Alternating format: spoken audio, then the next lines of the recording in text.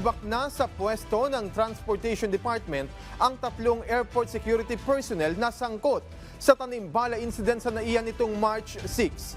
Ayon kay DOTR Secretary Vince Dizon, inihahanda na rin ang kasong administratibo laban sa mga ito. Nagbabalik si Vel Custodio ng PTV sa Balitang Pambansa Live.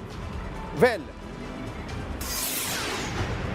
Alan, sinibak na ng Department of Transportation at 3 security personnel na mula sa Office of Transportation sa NAIA Terminal 3. Kaugnay nito ng insidente kung saan inakusahan nila ang isang senior citizen na pagdadala ng bala sa loob ng NAIA.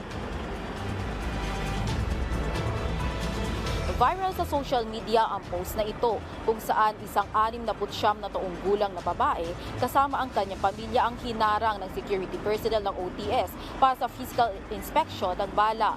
Base sa paunang investigasyon ng DOTR, tapos nang dumaan sa x-ray scanner ang senior citizen at pasakay na sana sa eroplano nang habulin pa sila ng mga security personnel para sa physical inspection dahil may nakita umano silang anting-anting sa kanyang na bala sa kanyang luggage. Wala namang nakitang bala sa kanila at muntikan pang maiwan sa flight ang mag-anak dahil sa insidente. Dahil dito, lumutang ang isyu ng tanimbala sa NAIA. Kinundina naman ng Senado ang insidente. Ayon kay Senator Crespo, hindi dapat palampasin ng mga otoridad ang insidente, lalo na't maaaring magdulot ito ng trauma sa mga pasahero. Kaya naman sa press briefing ng DOTR kanina, inanunsyo ng DOTR Secretary Vince Dizon ang termination ng 3 security personnel.